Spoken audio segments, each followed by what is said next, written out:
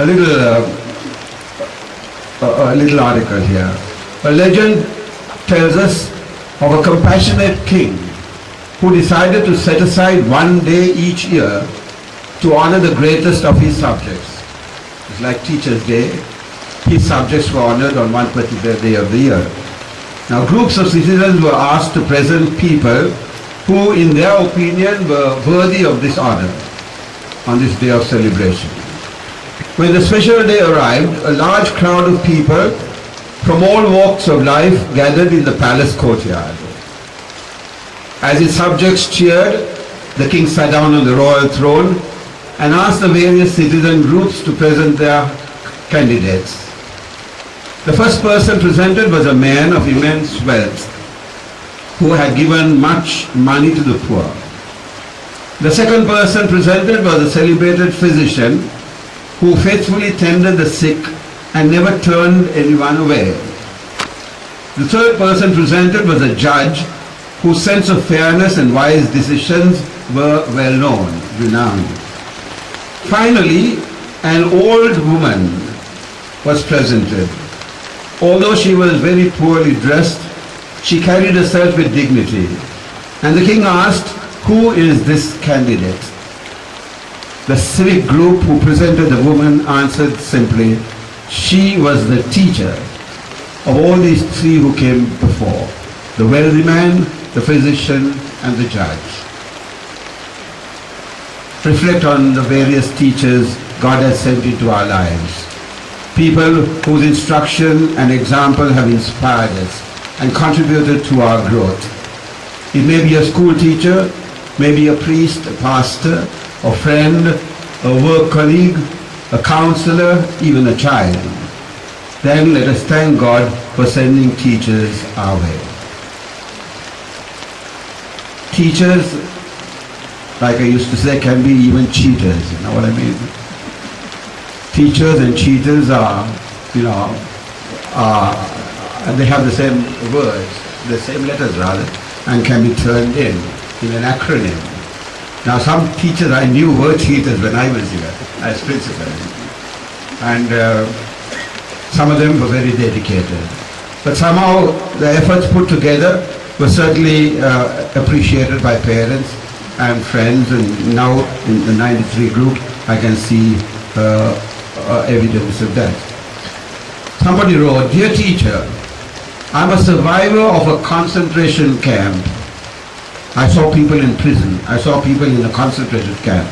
My eyes saw what no man should witness. Gas chambers built by learned engineers, graduates, children poisoned by educated doctors, physicians, infants killed by trained nurses, women and babies shot and burnt by college graduates. So I'm suspicious of education. My request is, help your students become more than human. Let them become humane, human with an E behind it. Your efforts must never produce learned monsters, skilled psychopaths, educated Eichmanns.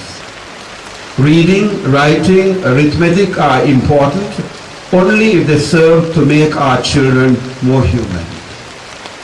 Someone once said about higher education, we are in danger of producing intellectual giants who remain spiritual and emotional pygmies. Intellectually they are giants, but spiritually they are pygmies, not grown up. We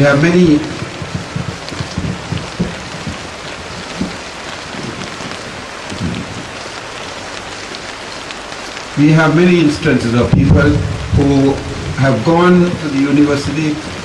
For instance, people in the university today, people in the university today are kind of misfits, I believe. The reason is because of these vast children who are not taught properly in school and are obliged to go to the tuition classes, and they're mixed up with all types of people, get into kind of gangs, and are ready for a fight at any time. The troubles in university today is because the children are not confined to school. Most of the education are in tuition classes. And in tuition classes, anything can happen. They get used to drugs, they get used to sex, they get used to cheating, they get used to stealing, they get used to all sorts of things, because the teacher in a tutoring just teaches the subject. He doesn't kind of think of the whole man, forming him for a future life. He just teaches whatever subject he's entrusted with, and that's about all.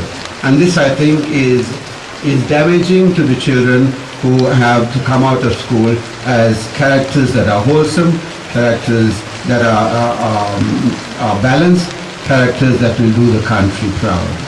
I'm going to stop at this because I'm hungry, and Sister Darcy says she's hungry too. She hasn't had lunch today, so we better get to work and provide us the meal. Otherwise, we won't go home till morning. So thank you very much, dear boys, for having invited me. Thank you very much, dear teachers, for having attended this, and encourage the old boys.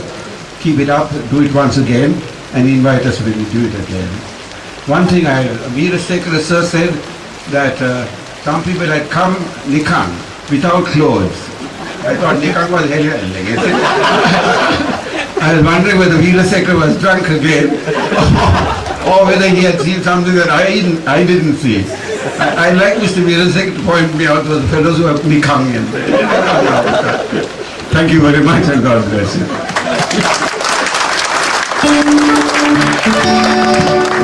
Thank you very much, Father, for your inspiring thoughts.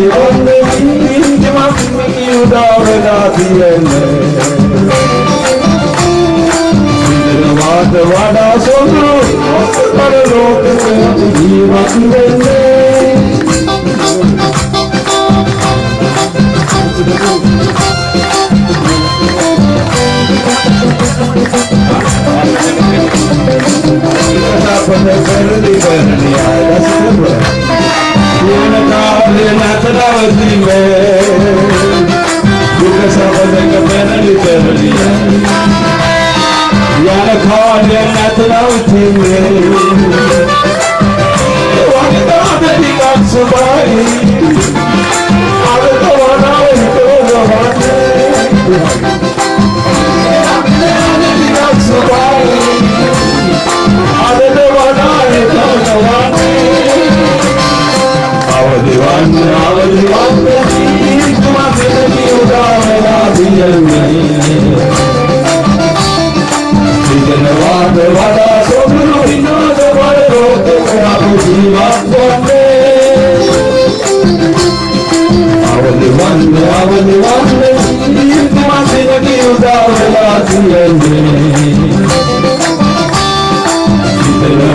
වඩා